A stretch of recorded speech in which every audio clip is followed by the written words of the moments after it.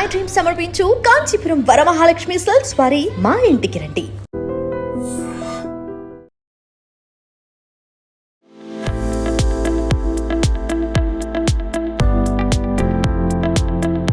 ప్రీతి నిగమ్ గారు అంటే 3 డికేడ్స్ ఆవిడ స్మాల్ స్క్రీన్ లో ఒక వెలుగు వెలిగారు.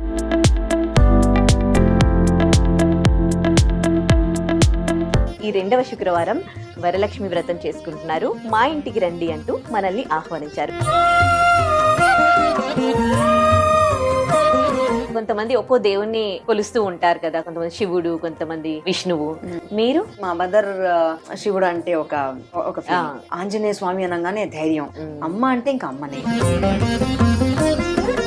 ఇప్పుడు నేను కూర్చొని ఎంత చక్కగా వరలక్ష్మి వ్రతం అంటే ఏంటి, వరాలు ఇచ్చే అమ్మవారు, ఏమని కోరుకుంటున్నాం అక్కడ? అమ్మా నా భర్తని మంచిగా ఉంచు, నా ఫ్యామిలీని. ఫస్ట్ థింగ్ దేవుడి దగ్గర వెళ్ళి కోరుకోవడం అనేదే ఉండకూడదు. దేవుడికి థ్యాంక్స్ చెప్పడమే పూజ.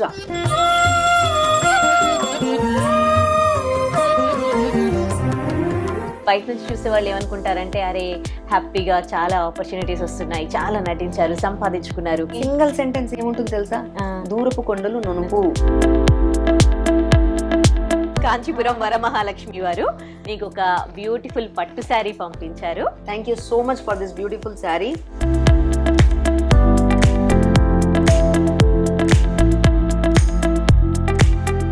ఎల్ఎం ఫ్లోర్ క్లీనర్ వాళ్ళు మీకు ఎక్కువగా చేతి పెయింట్ కాకుండా చాలా ఈజీగా క్లీన్ చేసేస్తుంది అనమాట. ఎంతో కన్వీనియంట్ గా అయిపోతుంది. Yeah, welcome to I dream Kanchipuram Varamahalakshmi silks వారి మా ఇంటికి రండి. మరి మా ఇంటికి రండి ప్రోగ్రామ్ లో భాగంగా ఇవాళ మనం వచ్చేసాము ప్రీతి నిగమ్ గారింటికి. ప్రీతి నిగమ్ గారు అంటే 90s వాళ్ళకి చాలా చాలా వెల్ నౌన్ అండి. ఎందుకంటే ఇప్పటికీ కూడా స్టిల్ తను లైమ్ లైట్ లోనే ఉన్నారు. కానీ 3 డికేడ్స్ ఆవిడ స్మాల్ స్క్రీన్ లో ఒక వెలుగు వెలిగారు. ఎన్ని సీరియల్స్, ఎన్ని సినిమాలు, ఆ విధంగా కూడా ఇప్పటికీ స్టిల్ తను సోషల్ మీడియాలో ఎప్పుడు కూడా చాలా అప్డేట్ లో ఉంటూ ఉంటారు. ఈ 2వ శుక్రవారం వరలక్ష్మి వ్రతం చేసుకుంటున్నారు. మా ఇంటికి రండి అంటూ మనల్ని ఆహ్వానించారు. మరి మనం వచ్చేసాము, పూజ జరుగుతోంది, వెళ్ళి పూజలో పార్టిసిపేట్ చేద్దాం. అలాగే కాంచీపురం వరమహాలక్ష్మి సిల్క్స్ వారు ఒక బ్యూటిఫుల్ శారీ ప్రీతి నిగమ్ గారి కోసం పంపించారు. ఆ శారీ కూడా మీకు చూపిస్తాను. ఇక ఎలిమ్ బ్రాండ్ వాళ్ళు కూడా ఒక గిఫ్ట్ హ్యాంపర్ పంపించారు. మరి మనము ప్రీతి నిగమ్ గారి వాళ్ళ ఇంట్లోకి వెళ్ళి పూజలో పార్టిసిపేట్ చేసి మరి వాళ్ళు ఇచ్చిన గిఫ్ట్స్ ప్రీతి నిగమ్ గారికి అందిద్దాం. పదండి.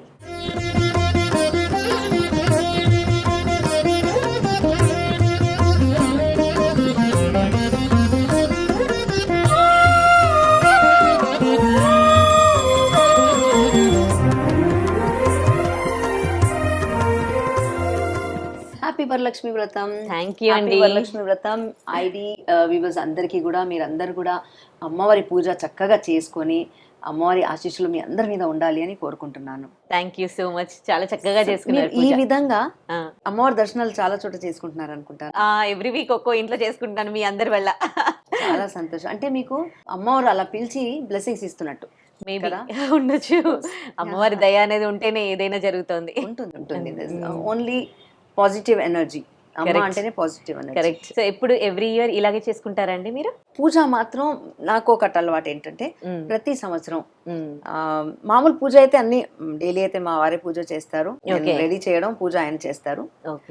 వరలక్ష్మి పూజ ఒకటి, వినాయక చవితి మాత్రం కంపల్సరీ మా ఇంటికి పూజారి వస్తారు, గురుగారు వస్తారు, ఆయన పూజ చేయిస్తారు.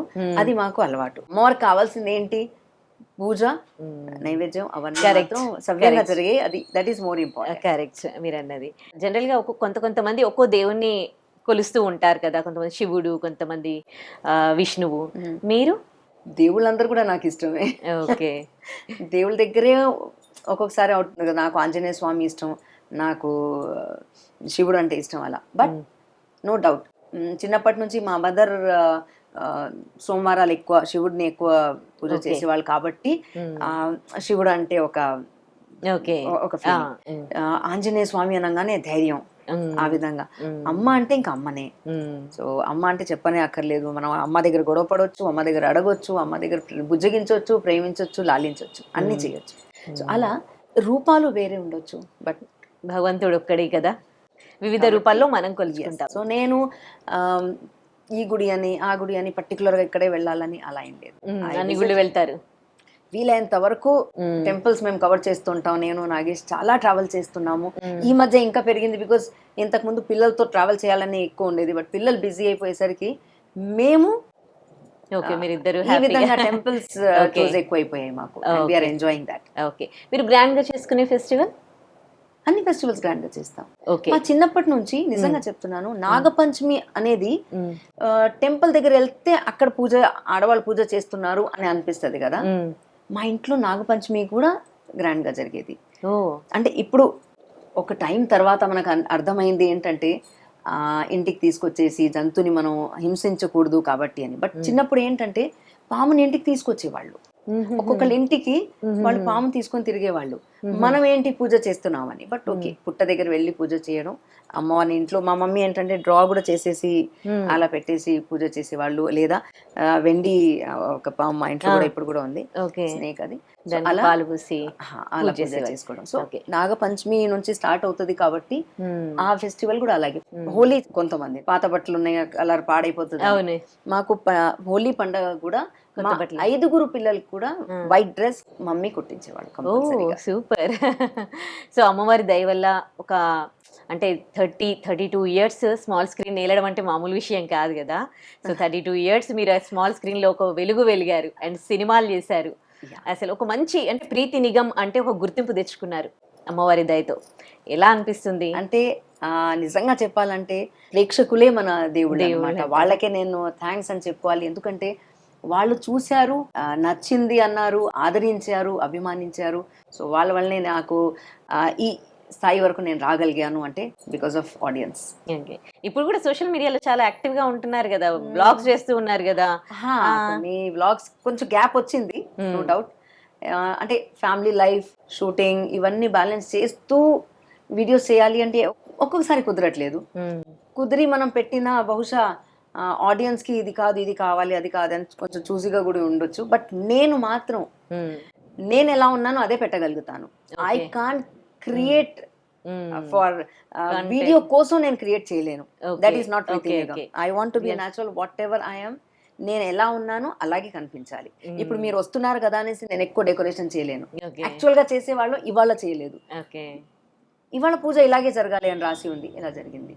సో నా ఛానల్లో కూడా చాలా సార్లు మీరు చూస్తే ట్రావెలింగ్ వ్లాగ్స్ చేశాను, వంట చేశాను, what ever is happening in my life చిన్న చిన్నగా అవే నేను పెట్టడం జరిగింది అంతే.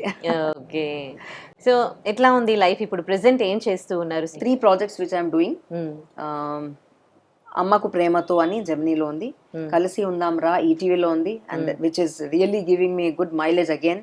కలిసి ఉందాం రా జనాలు బాగా తిట్టుకుంటున్నారు, నన్ను కాదు ఆ క్యారెక్టర్, నెగటివ్ క్యారెక్టర్ చేస్తూ ఉంటారు కదా. సో క్యారెక్టర్ ని తిట్టుకుంటున్నారు. తిట్టుకోవడం అంటే అది ఎంత మీరు కనిపించాం అక్కడ, ఎంత పర్ఫామ్ చేస్తే వాళ్ళకి అబ్బా ఈవిడ వచ్చింది, ఈవిడ ఇంకా ఇలా చేస్తే అలా చేస్తానని తిడతారు.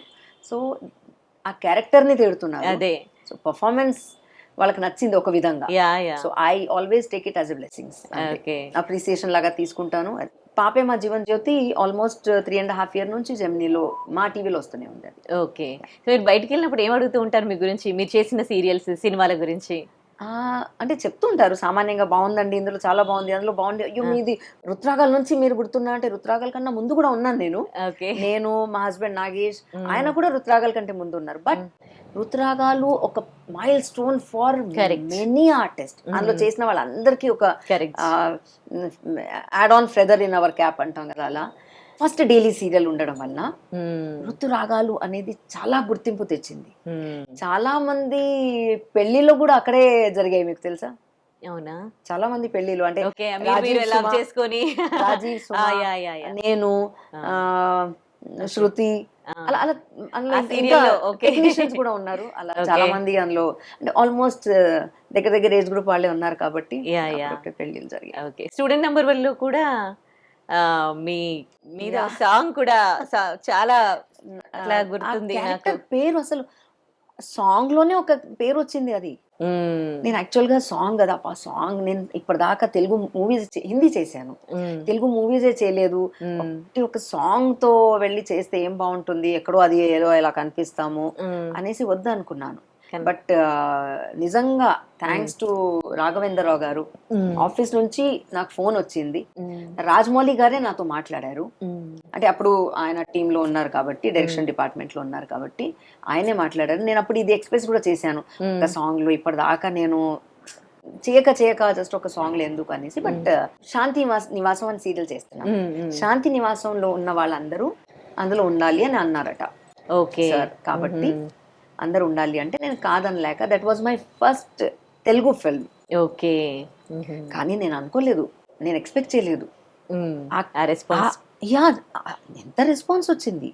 గుర్తుండిపోయారు చూడండి ఆ సినిమా మొత్తంలో మీరు. మీకంటూ అసలు ఒక సాంగ్ లో అక్కడక్కడ కనిపిస్తున్నావు కానీ దానికి కూడా ఒక మీరే హైలైట్ అయ్యారు అందులో సాంగ్ లో కదా. బ్లెస్డ్ అంతే. ఇప్పుడు సినిమాలో ఆపర్చునిటీస్ ఏమైనా ఉన్నాయా?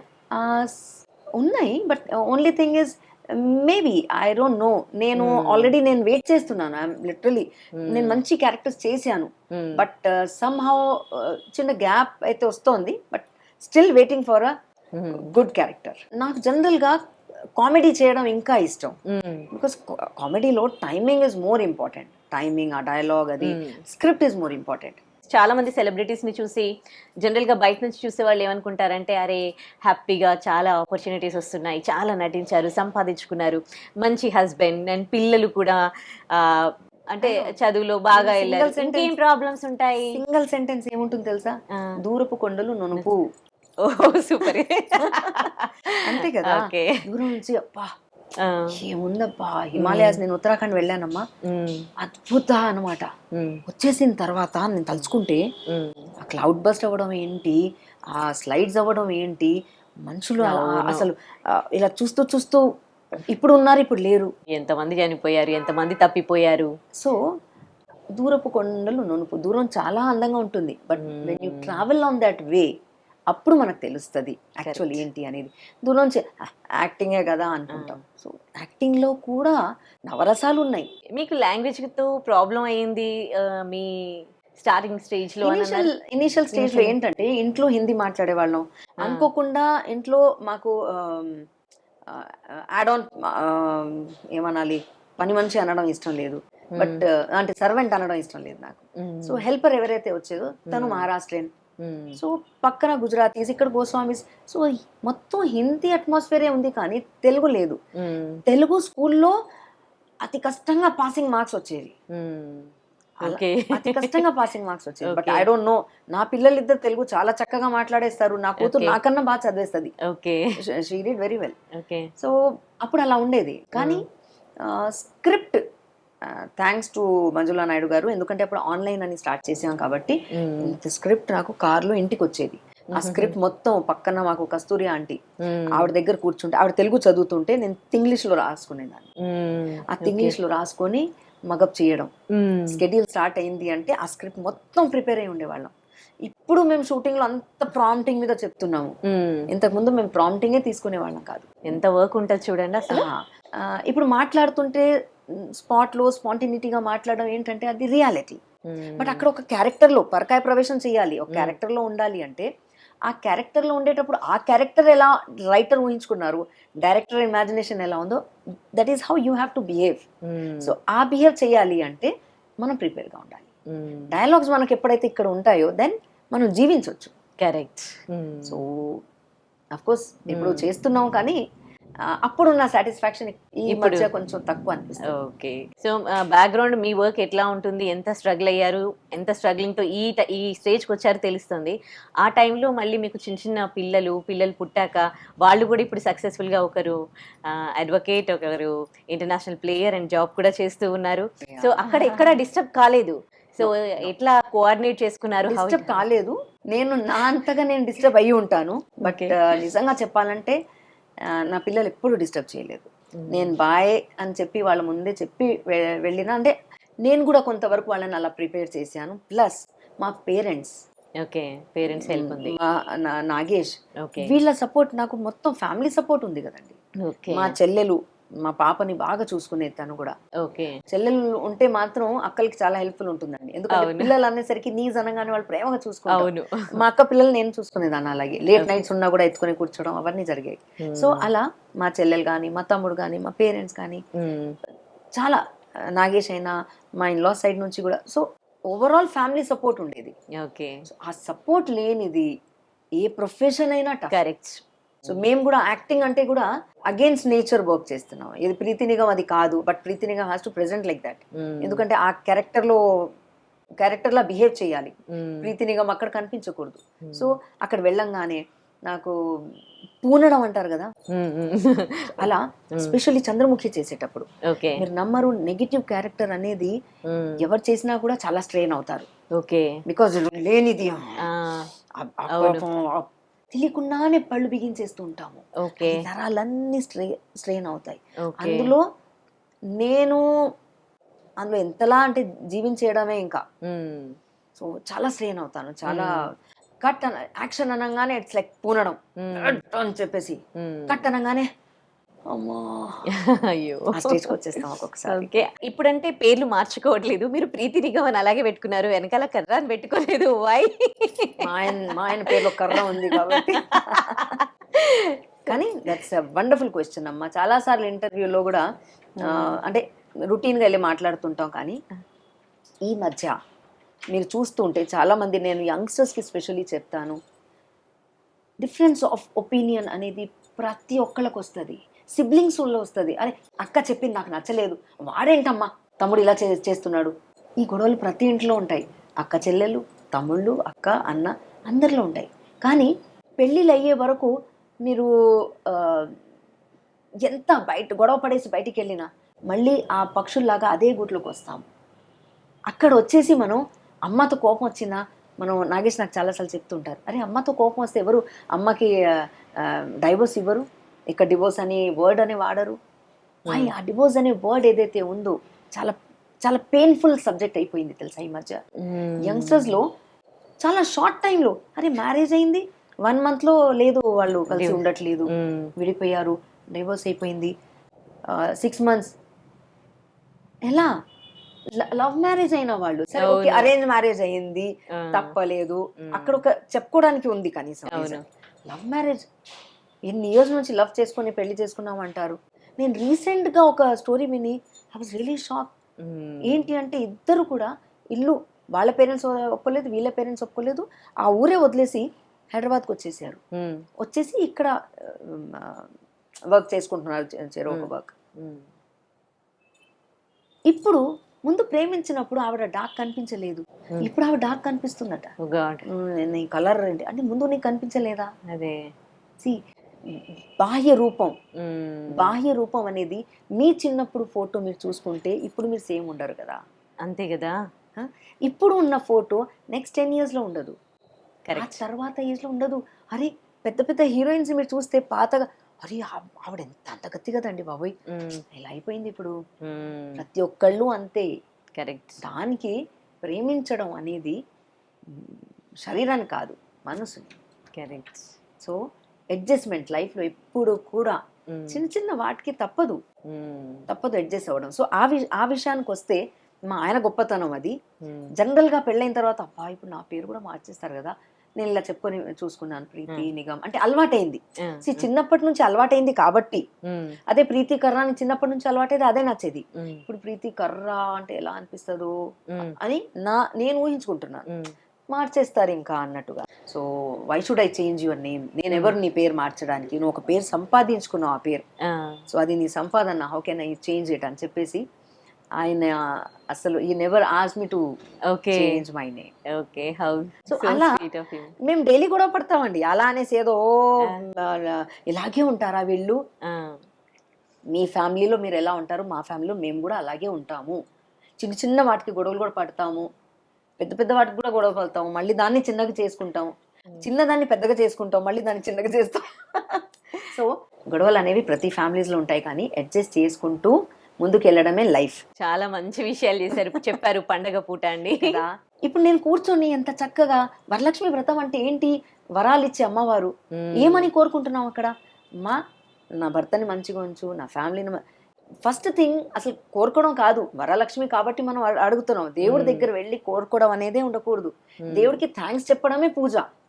అసలు పూజ అంటే గుడికి వెళ్ళి నాకు ఇది ఇచ్చేసి, ఇవాళ ప్లీజ్ నాకు ఒక తులం బంగారం ఇచ్చేసి, దేవుడా నాకు ఇవాళ ఒక చాక్లెట్ ఇచ్చేసి కాదు.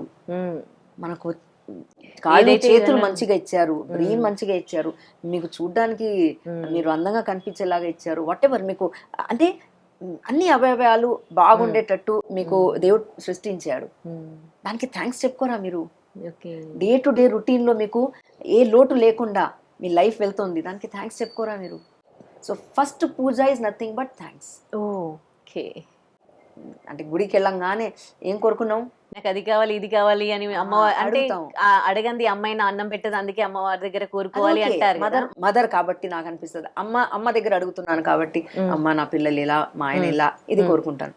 వరలక్ష్మి పూజ చేసేదే మ్యారీడ్ ఉమెన్ చేస్తారు అనేసి ఉంది. మీరు విడిపోయిన తర్వాత వాళ్ళు కూడా అనిపిస్తుందా, అరే నేను కూడా వరలక్ష్మి చేసుకోవాల్సింది అని? నాకు తెలియదు మరి ఎలా అనిపిస్తుందో. అనిపిస్తుంది డెఫినెట్లీ. తాంబూలం తీసుకోవడానికి పిలిచినప్పుడు అరే వెళ్ళాలా, వాళ్ళు ఏమనుకుంటారో, నేను మా ఆయనతో కలిసి ఉండట్లేదు, ఎంత టిపికల్ థాట్ వస్తుంది కదా అది. ఎందుకు ప్రతి ఒక్కళ్ళు కలిసి ఉండడం అనేది చిన్న చిన్న వాటికి కాస్త కాంప్రమైజ్ అయ్యి కాస్త కొంచెం సేపు కోపాన్ని కంట్రోల్ చేసుకుంటే అది ఎప్పటికీ సేమ్ ఉండదు. కరెక్ట్. చాలా మంచి విషయాలు మనం మాట్లాడుకున్నాం. మరి మీకు ఇవాళ కాంచీపురం వరమహాలక్ష్మి వారు ఒక బ్యూటిఫుల్ పట్టు శారీ అందజేశారు. అమ్మ నేను ఇవాళ అది కోరుకున్నానా? కోరుకోకుండా అమ్మవారు పంపించారు మీకు. సో ఆ శారీ మీకు ఇప్పుడు ఇస్తాను నేను.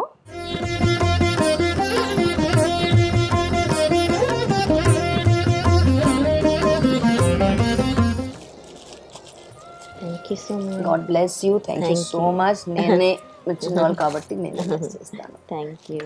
కాంచీపురం వరమహాలక్ష్మి వారు మీకు ఒక బ్యూటిఫుల్ పట్టు శారీ పంపించారు. Thank you so much for this beautiful sari. ఎందుకంటే నా దగ్గర ఈ కలర్ శారీ లేదు. Okay, nice. Nice combination. Next పూజకి ఇదే శారీ కట్టుకోవాలి మీరు. 1 year దాకా నేను వెయిట్ చేయాలి ఈ చీర కట్టుకోవడానికి. ఆడవాళ్ళు ఆగగలుగుతారా ఇలా? ఇప్పుడు వెంటనే బ్లౌజ్ ఎప్పుడు స్టిచ్ అవుతుందో అవ్వకపోయినా కూడా నెక్స్ట్ డేనే రాఖీ కూడా ఉంది, కట్టేస్తే రాఖీ కట్టేసుకోండి, వాళ్ళు full happy. Thank you so much. Varamahalakshmi వాళ్ళకి ఒక మంచి సారీ.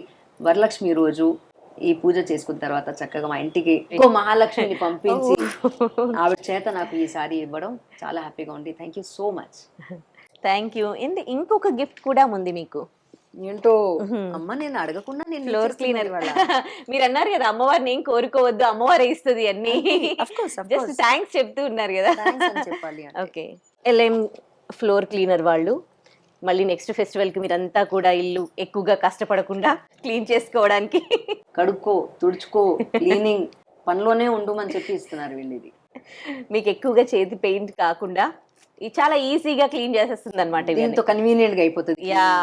సో ఎనీవేస్ ఎలిమ్, thank you so much for this gift వచ్చారు. Thank you.